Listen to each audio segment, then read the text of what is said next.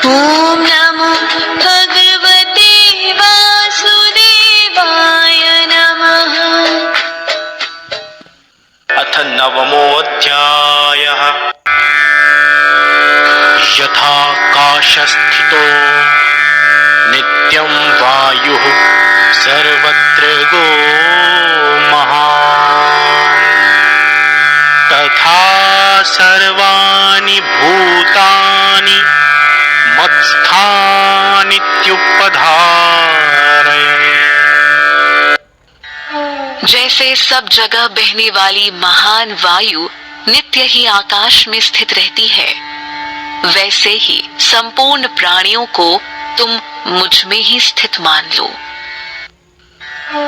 Just as the vast air, which is moving everywhere, always remains in ether, in the same way, know that all beings are in me.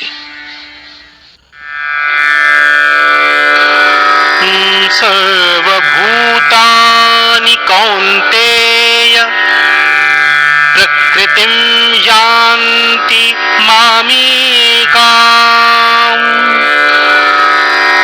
कल्पक्षये पुनस्तानि कल्पादौ विसृजाम्यहम्। हे कौन्तेय, कल के अंत में समस्त प्राणी मेरी प्रकृति में विलय हो जाते हैं और नए कल्प के प्रारंभ में मैं फिर उनको रचता हूँ। O Kaunteya, at the end of a kalpa, all the beings dissolve in me, and I create and send them again at the beginning of the next kalpa. Kalpa, it refers to a day of Brahma, starting from creation until the dissolution of all beings, and which is equivalent to more than 4,000 million earthly years. प्रकृतिं स्वामवष्टभ्य विसृजामि पुनः पुनः, भूतग्राममिमं कृत्स्नं वशं प्रकृतेर्वशात्।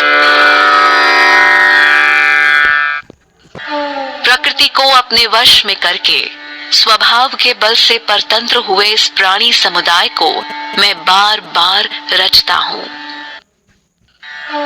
Taking control of Prakriti, I create and send forth again and again this entire multitude of beings, which is powerless under the control of Prakriti. न च माम तानि कर्माणि निबधन्ति धनञ्जय, उदासीनवदासीनमसक्तम् तेषु कर्मसु।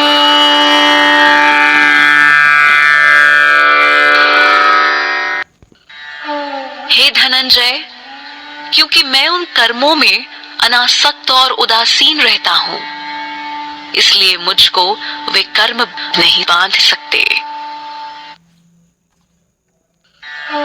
O Dhananjaya, these actions do not bind me, because I remain unattached and indifferent to such actions.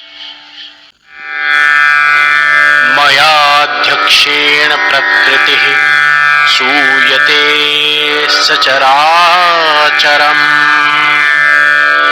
हेतुनानेन Kaunteya जगद्विपरिवर्तते।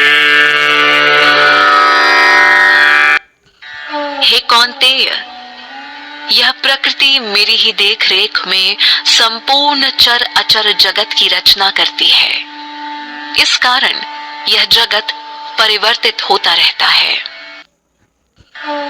O Kaunteya, the Prakriti produces all movable and immovable things in the world under my guidance.